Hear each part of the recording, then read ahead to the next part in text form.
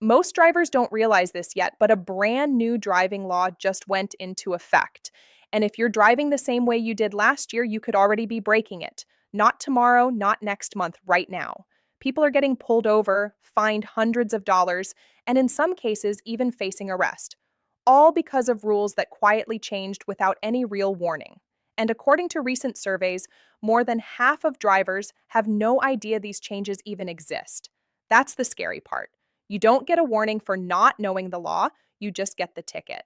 And there's one rule in particular, number 4, that's catching more drivers off guard than any other, with penalties so steep that a single mistake can ruin your entire year. Stay with me because missing this could cost you instantly. As we rolled into 2026, 10 major driving laws changed across the country. Some of them are federal, some are state level, but every single one affects how you're expected to drive starting right now.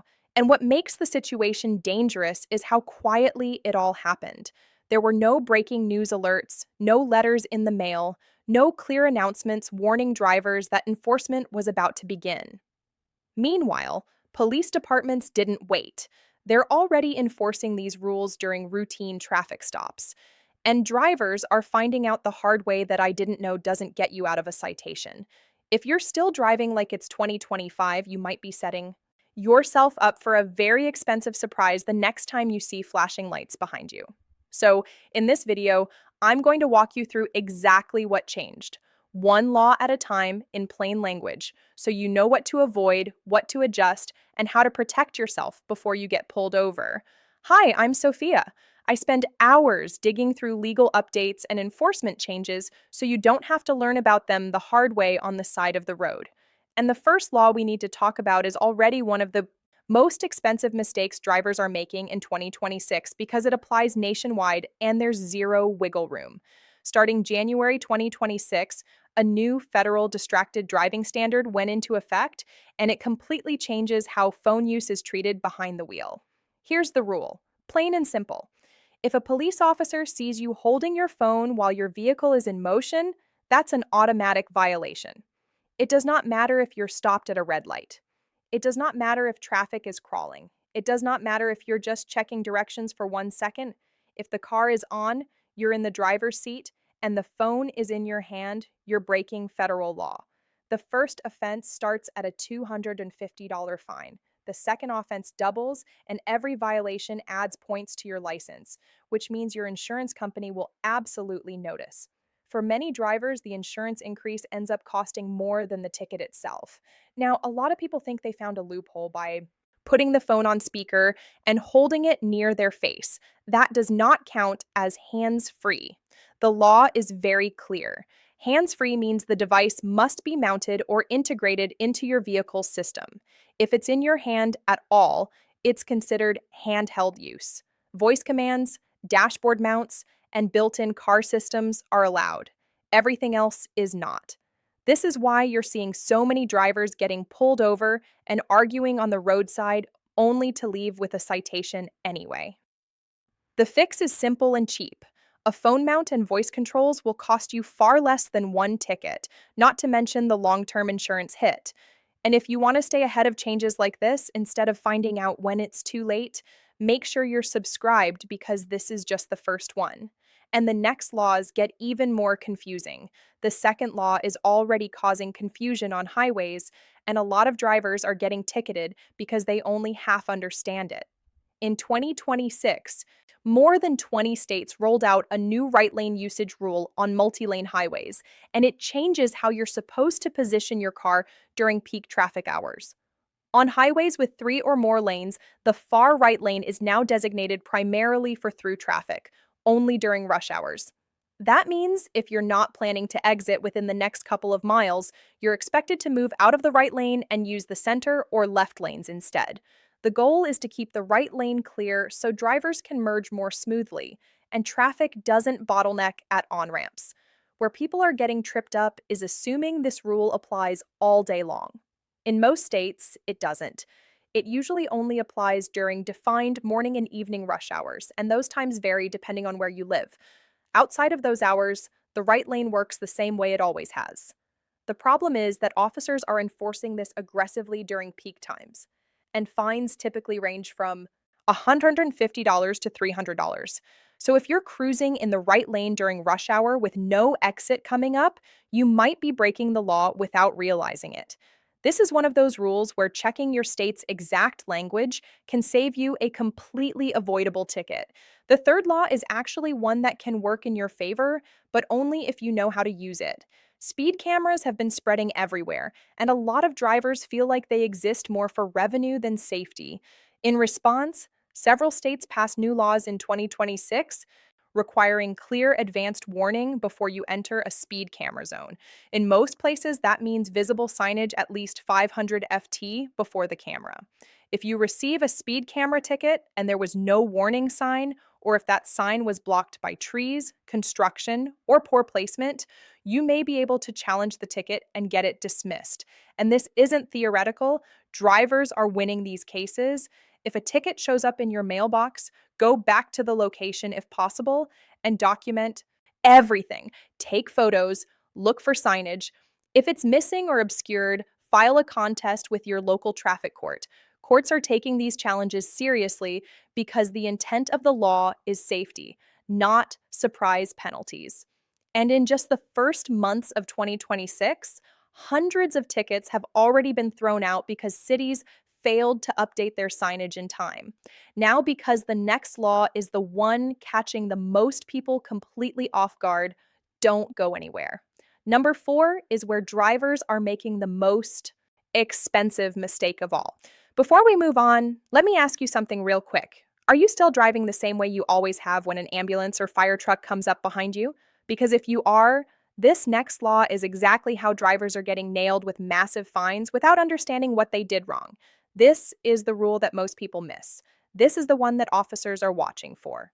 And this is the one that turns what feels like a polite gesture into a $500 mistake if you do it incorrectly. Here's what changed in 2026.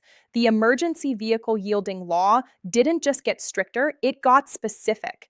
In the past, the rule was simple: pull over and let emergency vehicles pass. Now, there's a mandatory procedure, and if you don't follow it step by step, you're in violation. When you see or hear an emergency vehicle approaching from behind with lights or sirens, you must move to the right side of the road and come to a complete stop.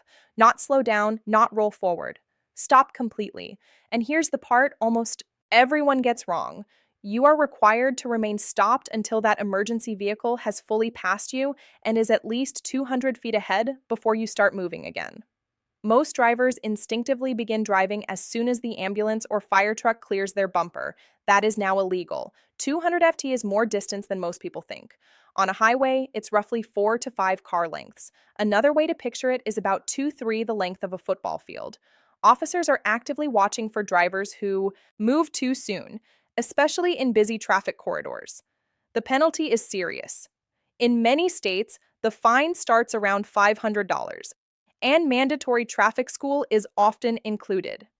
The reason lawmakers cracked down this hard is because too many secondary accidents were happening when drivers re-entered traffic too quickly and collided with emergency vehicles or other cars reacting late.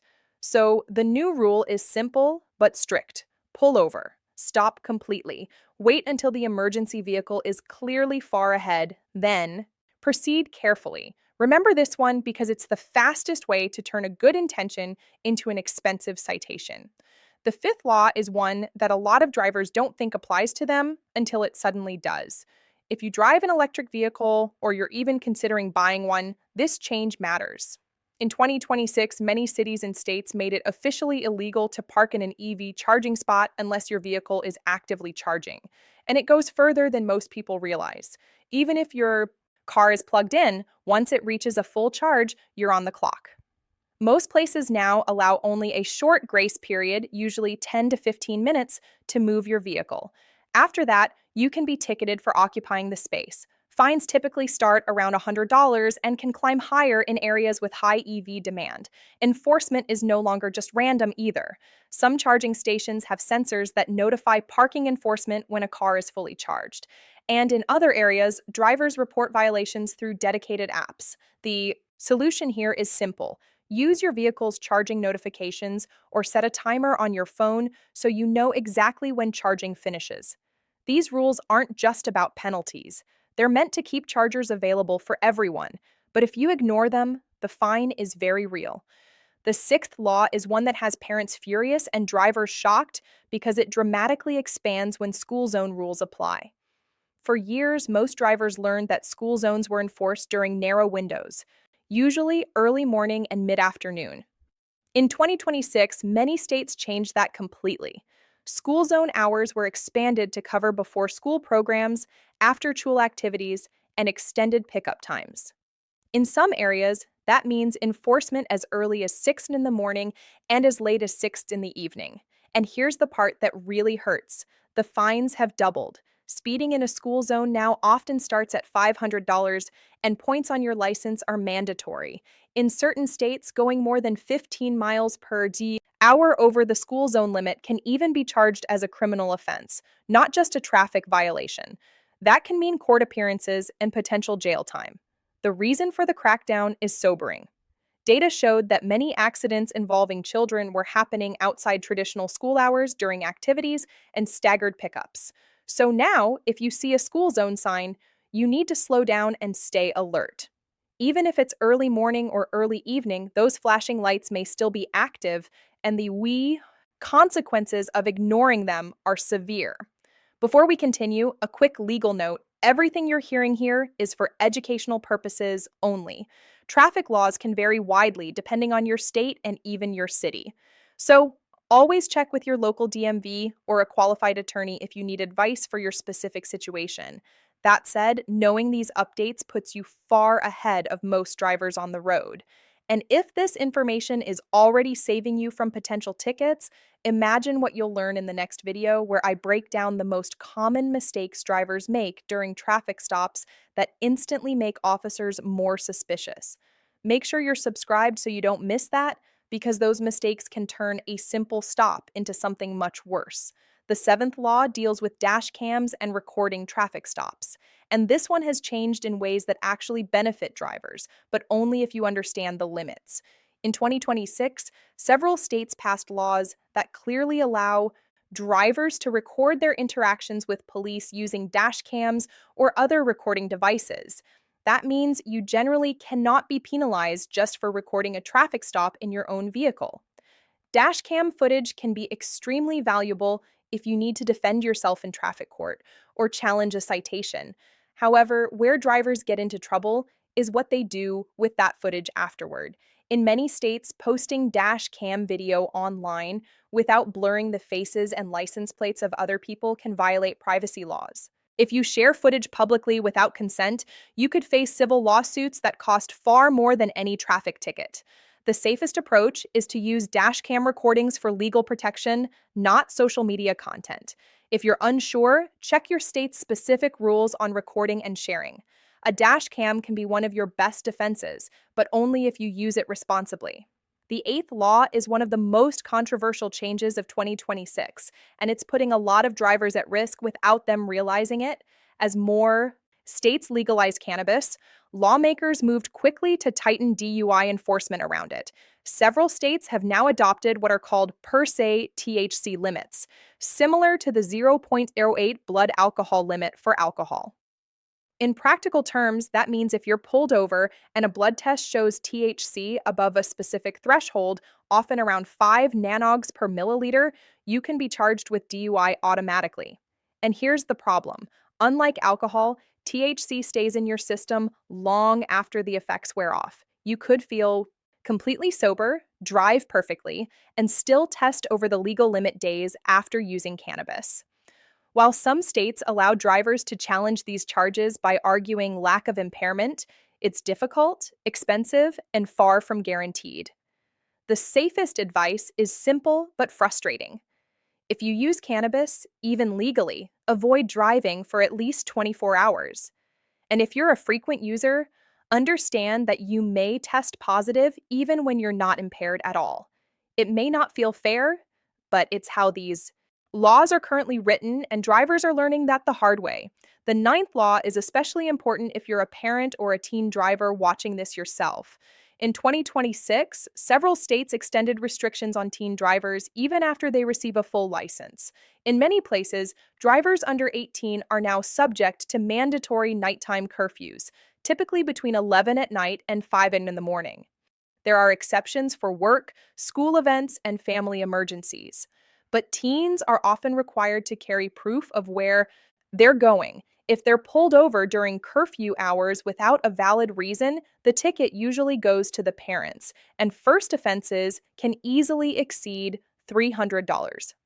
Passenger restrictions have also tightened. Some states now limit teen drivers to one non family passenger under 21, even if they've been licensed for more than a year.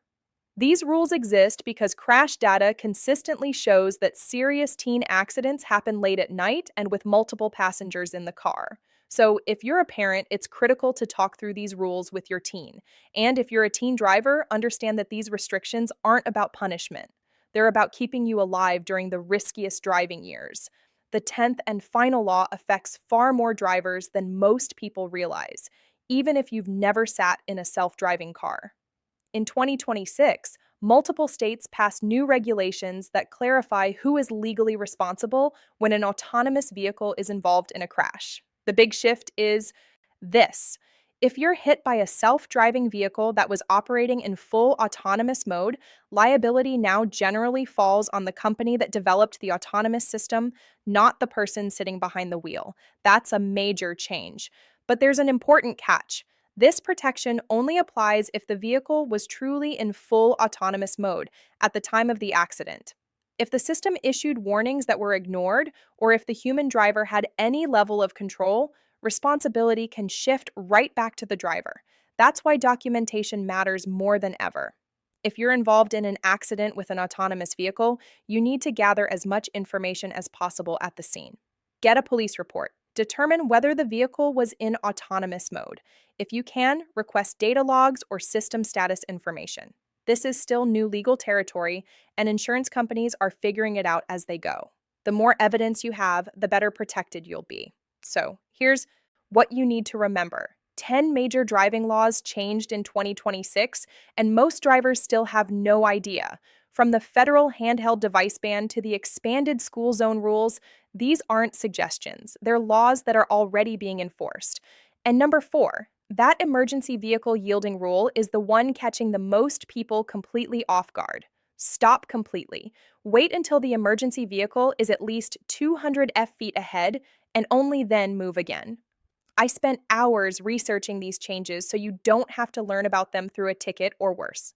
The best way to protect yourself is to stay informed because more updates are coming throughout 2026. Subscribe, turn on notifications, and make sure you're always driving legally and safely. Thanks for watching, and I'll see you in the next video where I break down exactly what to say and what not to say when you get pulled.